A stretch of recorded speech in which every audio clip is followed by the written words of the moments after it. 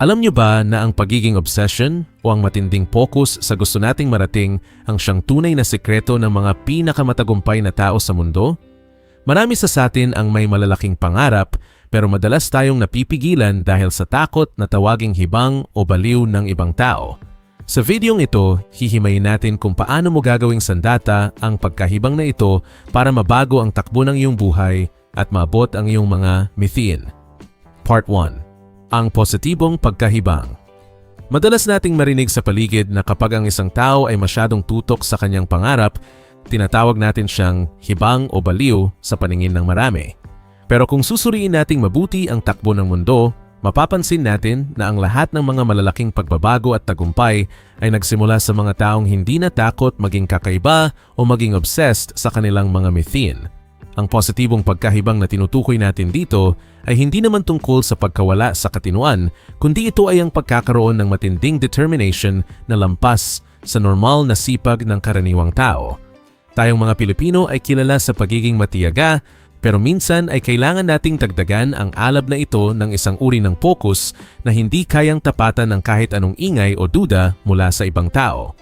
Kapag sinabi nating hibang tayo sa pangarap, ibig sabihin ay handa nating ibigay ang lahat ng ating oras at lakas para sa isang bagay na tayo lang ang nakakakita sa simula. Ang pagkakaiba ng isang taong ordinaryo at ng isang taong tunay na magtatagumpay ay makikita natin sa kung paano nila tinitingnan ang kanilang mga hangarin sa buhay araw-araw. Para sa atin, ang pagiging determinado ay sapat na. Pero ang pagiging hibang ay nangangahulugan na kahit sa pagtulog o pagkain ay ang iyong layunin pa rin ang laman ng iyong isipan. Ito ang tinatawag na strategic obsession kung saan ang bawat galaw natin ay nakatuon sa pag-abot ng tagumpay na inaasam natin para sa ating sarili at para sa ating pamilya. Hindi ito tungkol sa pagiging pabaya sa ibang aspeto ng buhay, kundi ito ay ang pagbibigay ng priority sa mga bagay na tunay na makakapagpabago sa ating kinabukasan sa loob ng mahabang panahon. Kapag naabot na natin ang label na ito ng pag-iisip, doon pa lang natin masisimulang maramdaman na ang lahat ng imposible ay unti-unti nang nagiging posible sa harap ng ating mga mata. Kailangan din nating maunawaan na ang paggamit ng burn the ship strategy ay isa sa mga pinakamabisang paraan para pilitin ang ating mga sarili na magtagumpay sa kahit anong paraan. Ibig sabihin nito ay tatanggalin na natin ang ating mga safety net o yung tinatawag nating Plan B dahil ang pagkakaroon ng backup plan ay minsan nagiging dahilan para hindi natin ibigay ang buong 100% natin. Kapag alam nating wala na tayong babalikan at kailangan nating ituloy ang laban kahit anong mangyari, doon lumalabas ang ating tunay na galing at diskarte na hindi natin alam na nasa loob pala natin. Sa ganitong paraan, ang ating pagiging hibang sa pangarap ay nagiging isang sandata para harapin ang anumang hamon ng buhay nang walang pag-aalinlangan o takot na mabigo sa huli. Tayo mismo ang gumagawa ng sarili nating tadhana sa pamamagitan ng pagpili na huwag nang lumingon pa sa likod kapag nakapagdesisyon na tayong sumulong. Mahalaga rin na magkaroon tayo ng visionary mindset kung saan nakikita na natin ang bunga ng ating paghihirap kahit na sa kasalukuyan ay puro pagsubok pa lang ang ating nararanasan. Ang mga matatagumpay na tao ay hindi lang tumitingin sa kung ano ang nasa harap nila ngayon, kundi mas malayo ang kanilang tanaw sa kung ano ang pwedeng mangyari sa loob ng 5 o 10 years. Sa ating kultura, madalas tayong makontento sa kung ano ang sapat lang. Pero ang pagiging hibang sa pangarap ay humihingi sa atin na lumabas sa ating comfort zone at hamunin ang ating mga limitation. Ang pag-iisip na ito ang magsisilbing gabay natin sa mga panahong tila wala pang nangyayari at parang malayo pa ang finish line sa ating tinatahak na landas. Kapag malinaw ang vision natin sa ating isipan, mas madali nating matatanggap ang mga sakripisyo dahil alam nating may katumbas itong malaking premyo sa dulo ng ating paglalakbay. Sa huli, ang pagpili sa pagitan ng pagiging normal at pagpasok sa dream zone ay isang desisyon na kailangan nating gawin bawat sandali ng ating buhay kung gusto nating umasenso. Ang pagiging normal ay masarap at komportable dahil wala kang pressure at wala ring manghuhusga sa iyo, pero madalas ay wala rin itong malaking pagbabagong hatid sa iyong katayuan. Sa kabilang banda, ang dream zone ay puno ng panganib at pangungutya mula sa iba, pero ito lang ang tanging lugar kung saan matutupad ang ating mga pinakamalaking ambisyon na makakatulong sa atin. Huwag tayong matakot kung tawagin man tayong hibang ng mundo dahil ang totoo ay sila ang nawawalan ng pagkakataon na makita ang ganda ng buhay na puno ng layunin at direksyon. Ang pagiging hibang sa pangarap ay isang biyaya dahil ito ang nagbibigay sa atin ng dahilan para gumising ng maaga at magtrabaho ng mas matindi kaysa sa sinuman sa paligid natin. Part 2. Pagyakap sa pagiging outsider. Isa sa pinakamahirap na bahagi ng ating paglalakbay patungo sa tagumpay ay ang pagharap sa mapanghusgang mata ng lipunan at ang ingay ng ating mga kapitbahay. Tayong mga Pilipino ay lumaki sa isang kultura na madalas ay may pakialam ang lahat sa ginagawa ng bawat isa, lalo na kapag nagsisimula ka ng gumawa ng mga bagay na hindi nila maintindihan. Kapag nakikita nila tayong puyat, pagod at tila hibang sa ating mga ginagawa, asahan na natin na magiging sentro tayo ng usap-usapan o chismis sa ating barangay. Pero ang totoo niyan, ang mga panunuyang ito ay dapat nating ituring na libreng gasolina para lalong pag-alabin ang ating determination na patunayan sa kanila na tama ang ating tinatahak. Sa halip na magalit o panghinaan ng loob, gamitin natin ang kanilang mga negatibong salita bilang motivation para mas galingan pa natin sa araw-araw na pakikibaka sa buhay. Kapag naging matagumpay na tayo, ang mga taong dating tumatawa sa atin ang siya ring unang hihingi ng tulong o magsasabing lagi silang naniwala sa ating kakayahan. Dahil sa ating matinding focus, kailangan din nating tanggapin na may mga malalaking sakripisyo tayong kailangan gawin pagdating sa ating pakikipagkapwa-tao o social life. Hindi maiiwasan na mababawasan ang ating oras sa mga madalas na inuman, galaan, o maging sa mga mahahabang oras ng pakikipagmarites sa ating mga kaibigan dahil kailangan nating ilaan ang bawat minuto sa ating pangarap. Para sa atin, ang bawat oras na ginugugol sa mga walang saysay na aktibidad ay isang oras na ninakaw mula sa ating kinabukasan na dapat sana ay ginagamit natin sa pagpaplano o pagtatrabaho. Masakit man isipin na parang napag-iiwanan na tayo ng ating mga barkada sa mga bonding moments, kailangan nating tandaan na ang pansamantalang sakripisyo na ito ay may katumbas na pangmatagalang ginhawa para sa atin. Ang pagpili sa ating pangarap kaysa sa panandaliang saya ay isang tanda ng tunay na pagkahibang na may kalakip na disiplina at malinaw na layunin sa buhay. Habang tumatagal ang ating proseso, mararamdaman din natin ang tinatawag na loneliness of greatness o ang kalungkutan na dulot ng pag-iisa sa ating tinatahak na landas. Normal lang na maramdaman nating wala tayong makausap na nakakaintindi sa ating vision dahil ang ating mga pangarap ay sadyang mas malaki kaysa sa karaniwang iniisip ng mga tao sa paligid natin. Sa simula, madalas tayong mag-isa sa paggawa ng mga mahihirap na desisyon at sa pagharap sa mga pagkakataong tila walang naniniwala na kakayanin nating abutin ang rurok ng tagumpay. Ang kalungkutang ito ay hindi dapat maging dahilan para tayo ay sumuko, kundi ito ay dapat nating yakapin bilang bahagi ng pagpapatatag sa ating sariling pagkatao at paninindigan. Kailangan nating maging komportable sa ating sariling presensya at matutong magtiwala sa ating sariling lakas kahit na walang pumapalakpak sa ating mga maliliit na hakbang sa bawat araw. Sa kabila ng ating pag-iisa, napakahalaga pa rin na matutunan nating pumili ng ating sariling tribo o yung mga taong may kapareho nating pananaw at ambisyon sa buhay. Bagamat kailangan nating lumayo sa mga negatibong impluensya, dapat tayong humanap ng mga mentors o mga kaibigan na handang sumuporta at humamon sa atin para mas lalo tayong maging mahusay. Ang pagkakaroon ng tamang grupo ng mga tao ay makakatulong sa atin para hindi tayo tuluyang maligaw ng landas at para mayroon tayong mapagkukunan ng inspirasyon kapag tayo ay pagod na. Sa ating modernong panahon, ang tribong ito ay hindi lang limitado sa pisikal na pagkikita, kundi maaari rin tayong makahanap ng komunidad sa internet o sa mga taong nagbabahagi ng parehong passion sa atin. Ang mahalaga ay mapaligiran tayo ng mga individual na hindi tayo tatawaging baliw dahil sila mismo ay mga hibang din sa pag-abot ng kanilang sariling mga pangarap. Panghuli, kailangan nating sanayin ang ating mga sarili sa sining ng selective deafness o ang hindi pakikinig sa payo ng mga taong wala namang napatunayan sa aspetong gusto nating pasukin. Maraming tao ang mahilig magbigay ng opinion kung paano tayo dapat mamuhay, pero kung titingnan mo ang kanilang sariling situation, Makikita mong hindi naman sila ang huwaran ng tagumpay na ating hinahangad. Dapat nating tandaan na ang pakikinig sa mga maling tao ay parang paghingi ng direction sa isang taong ligaw din, kaya mas mabuting sundin ang ating sariling kutob at ang payo ng mga taong narating na ang ating mithiin. Ang pagiging mapili sa mga impormasyong ating tinatanggap ay protection natin para hindi madungisan ang ating mindset ng takot at limitasyon na dala ng ibang tao.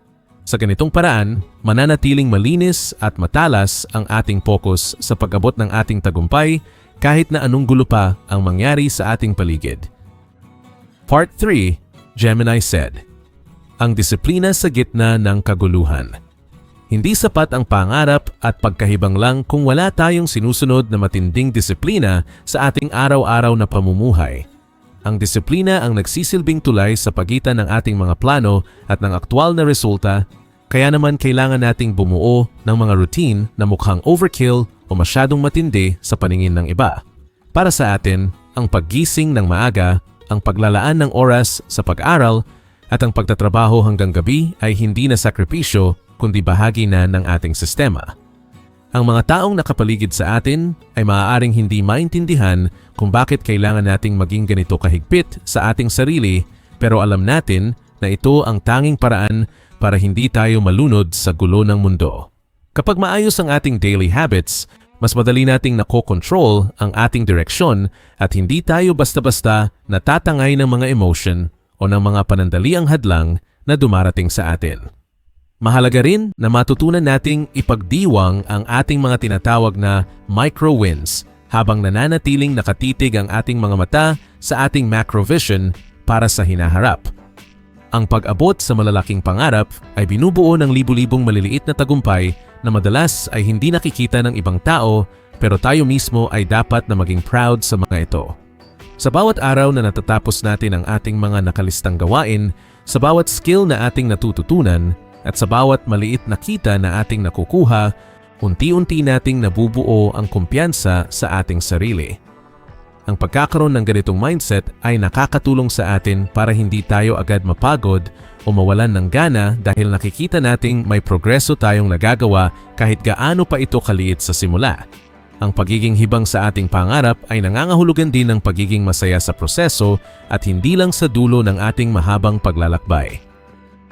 Isa sa pinakamalaking hamon sa atin bilang mga Pilipino ay ang pagpapatupad ng financial fasting o ang pagpigil sa ating mga sarili na bumili ng mga bagay na hindi naman natin kailangan sa ngayon. Madalas tayong matukso sa mga promo, sale, o sa pagnanais na makasabay sa uso ng ating mga kaibigan, pero ang isang taong hibang sa tagumpay ay alam kung kailan dapat magtiis muna. Ang perang natitipid natin mula sa mga luho ay nagsisilbing puhunan para sa ating mga negosyo o para sa pagpapalago ng ating kaalaman na mas mahalaga kaysa sa anumang material na bagay. Ang tinatawag nating tiis-ginhawa mindset ay ang pagtanggap na kailangan nating dumanas ng hirap at kakulangan sa kasalukuyan para masigurado ang isang masaganang bukas para sa atin at sa ating mga mahal sa buhay. Ang disiplinang ito sa pera ay isa sa mga pinakamahirap na ituro, pero ito ang magbibigay sa atin ng tunay na kalayaan sa huli. Kasama rin sa ating disiplina ang pagiging hibang sa pag-aaral at ang patuloy na skill acquisition mastery para laging maging handa sa mga oportunidad na darating sa atin. Sa mabilis na pagbabago ng ating mundo ngayon, hindi pwedeng tumigil tayo sa kung ano lang ang alam natin nung tayo ay nag-aaral pa sa eskwelahan, kundi kailangan nating maging estudyante ng buhay habang buhay.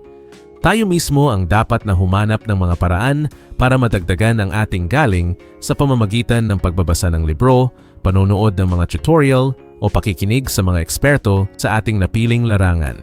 Ang taong may disiplina sa pag-aaral ay laging lamang sa laban dahil alam niya kung paano gagamitin ang mga bagong teknolohiya at impormasyon para mapabilis ang kanyang pag-unlad. Huwag nating hayaang kalawangin ang ating utak sa mga walang kwentang bagay kundi punuin natin ito ng mga kaalaman na magagamit natin sa ating pag-asenso. Panghuli, kailangan nating piliin ang focus over multitasking dahil ang pagpukpok sa iisang pako ng paulit-ulit ay mas mabilis na nagbubunga kaysa sa paggawa ng maraming bagay ng sabay-sabay. Sa dami ng mga distractions sa ating paligid gaya ng social media at mga notifications, madali tayong mawala sa ating focus kung hindi tayo magiging maingat sa ating oras. Ang pagiging hibang sa ating pangarap ay nangangahulugan na ibibigay natin ang ating buong atensyon sa isang proyekto hanggang sa matapos natin ito ng may mataas na kalidad. Kapag nakatutok tayo sa isang layunin, mas nagiging matalas ang ating isipan at mas nakakaisip tayo ng mga malikhaing solusyon sa mga problema na ating kinakaharap sa bawat hakbang natin. Sa ganitong paraan, ang ating lakas at talino ay hindi nagkakawatak-watak kundi nagiging isang matinding puwersa na magdadala sa atin sa rurok ng tagumpay na ating inaasam. Part 4. Pagharap sa dark side ng pangarap. Hindi puro tagumpay at palakpakan ang mararanasan natin sa ating pagiging hibang dahil may mga madidilim na bahagi rin itong paglalakbay na ito. Isa sa pinakamabigat na kalaban natin ay ang tinatawag na imposter syndrome, kung saan kahit anong galing na natin ay parang may bumubulong pa rin sa ating isipan na hindi tayo sapat. Para sa atin, ang mga tanong na sino ka ba para mangarap ng ganyan o kaya naman ay nagpapakitang gilas ka lang ba ay madalas nating marinig sa ating sariling loob. Ang pakiramdam na ito ay normal lang lalo na kapag sinusubukan nating abutin ang mga bagay na hindi pa nagagawa ng sinuman sa ating pamilya o sa ating kinalakihang lugar. Kailangan nating matutunang patahimikin ang mga negatibong boses na ito sa pamamagitan ng pagtingin sa ating mga nagawa na at sa paniniwalang ang bawat tao ay may karapatang umasenso. Huwag nating hayaang manalo ang takot na baka hindi tayo karapat-dapat sa mga biyayang dumarating sa ating buhay dahil pinaghirapan natin ang bawat sentimo nito. Kailangan din nating harapin ang katotohanan na ang takot sa pagkabigo ay palaging nandyan at maaari itong maging hadlang kung hindi natin babaguhin ang ating pananaw tungkol dito. Sa ating kultura, ang pagkakamali ay madalas na itinuturing na kahiya-hiya o tanda ng kahinaan, kaya naman marami sa atin ang natatakot sumubok ng mga bagong diskarte. Pero para sa isang taong hibang sa tagumpay, ang bawat fail o pagkakamali ay dapat nating ituring bilang first attempt in learning o ang ating unang hakbang sa pagkatuto. Hindi tayo dapat matakot na madapa dahil ang tunay na talo lang ay ang mga taong tumigil na sa pagbangon at hindi na muling sumubok pa sa kanilang mga layunin. Ang bawat pagkakamali ay nagbibigay sa atin ng mahalagang aral na hindi natin matututunan sa loob ng anumang paaralan o sa pakikinig lang sa kwento ng ibang tao. Sa ganitong paraan, ang ating mga kabiguan ay nagiging matibay na pundasyon para sa mas malaking tagumpay na darating sa tamang panahon.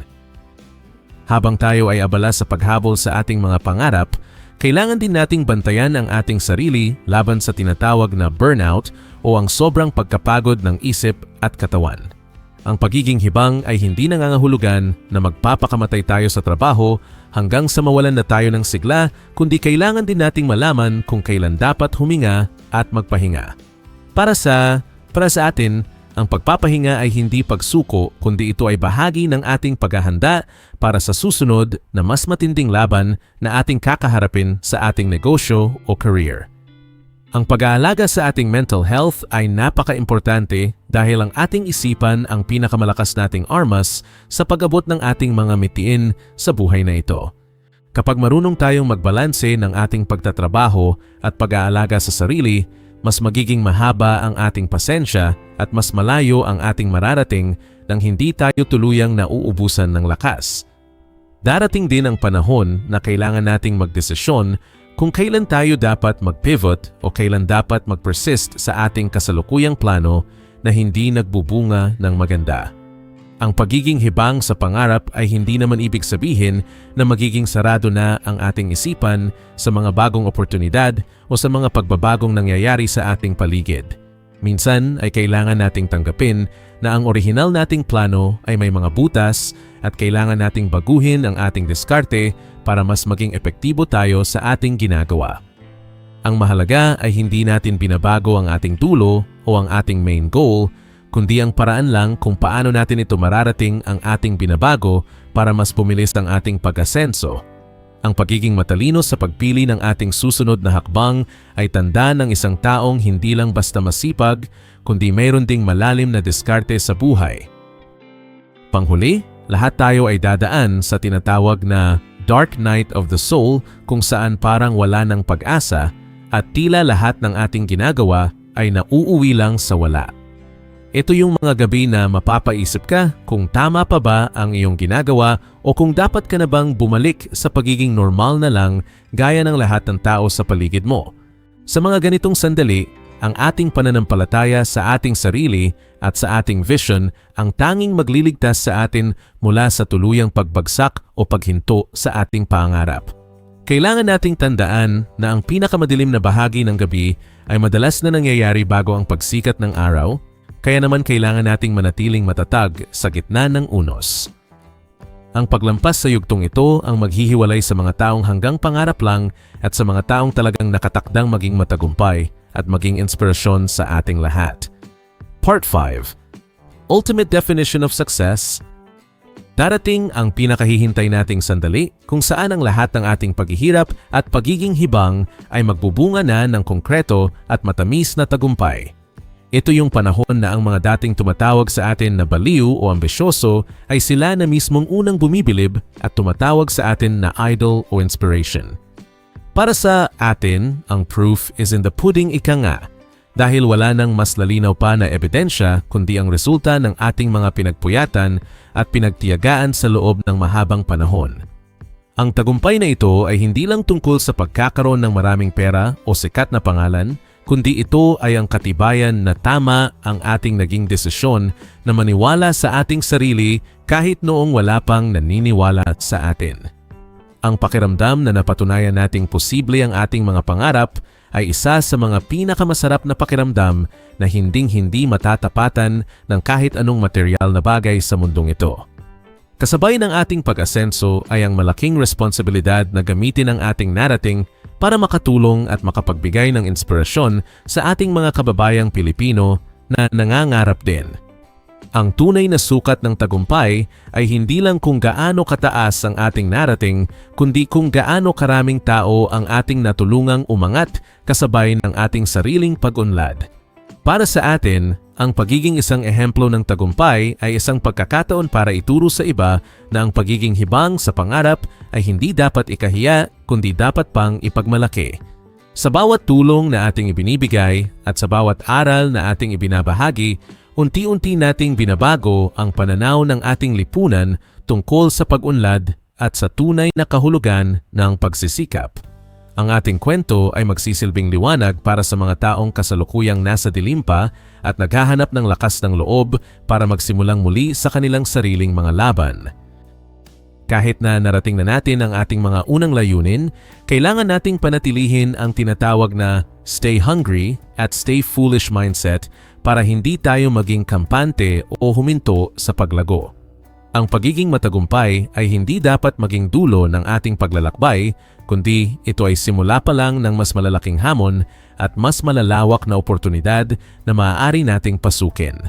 Para sa atin, ang paghahanap ng mga bagong paraan para maging mahusay ay isang habambuhay na proseso dahil ang mundo ay patuloy na nagbabago at kailangan nating sumabay sa agos nito. Huwag nating hayaang mabusog tayo sa ating mga nakaraang achievement, kundi manatili tayong gutom sa kaalaman at sa paggawa ng mas malalaking bagay na makakapag-iwan ng marka sa ating kasaysayan. Ang pagiging hibang ay isang lifestyle na kailangan nating dalhin hanggang sa huli nating hininga para masiguro na hindi tayo basta-basta malilimutan ng panahon. Bilang mga leader at matatagumpay na individual, bahagi rin ng ating tungkulin ang pagpasa ng sulong sa susunod na henerasyon ng mga kabataang may matatayog ding pangarap para sa ating bansa.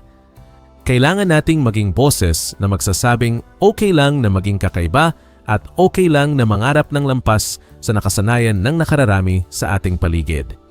Ang ating mga karanasan, mula sa mga pagkakamali hanggang sa mga tagumpay, ay napakahalagang kayamanan na dapat nating ipamana sa mga susunod na magiging hibang din sa kanilang sariling larangan. Sa ganitong paraan, nakakasiguro tayo na ang ating nasimulan ay magpapatuloy at mas marami pang Pilipino ang lalakas ang loob na humarap sa hamon ng buhay ng may dignidad at pag-asa. Ang pagiging mentor at pagiging gabay sa iba ay ang pinakamataas na anyo ng pagpapasalamat sa lahat ng biyayang ating natanggap mula sa ating pagiging tapat sa ating pangarap. Sa huli, ang ultimate definition of success ay ang pagkakaroon ng kapayapaan sa ating isipan habang nakikita nating nagkakaisa ang ating pangarap ang ating serbisyo sa kapwa at ang ating personal na kaligayahan. Hindi na tayo kailangang magpanggap o sumunod sa dikta ng iba dahil nahanap na natin ang ating tunay na layunin kung bakit tayo narito sa mundong ito at kung bakit natin ginagawa ang ating mga ginagawa.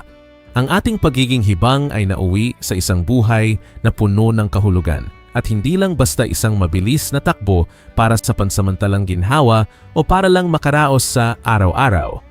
Tayo ay naging ebidensya na ang isang ordinaryong Pilipino ay kayang gumawa ng mga extraordinaryong bagay kapag mayroon siyang matinding focus at hindi natitinag na pananampalataya sa kanyang kakayahan.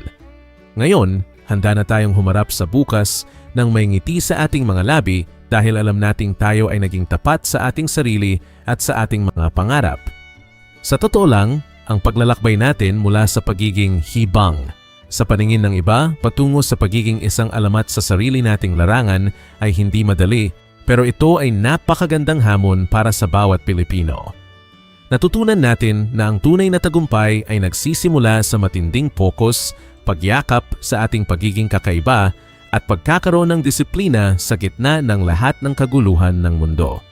Hindi tayo dapat matakot sa mga pagsubok o sa tinatawag nating dark side ng pangarap dahil ang mga ito ang humuhubog sa ating pagkatao para maging handa sa mas malalaking biyaya. Ang ating pagkahibang ay hindi isang kapansanan kundi isang espesyal na kakayahan para makita ang mga oportunidad na hindi nakikita ng karaniwang tao sa paligid natin.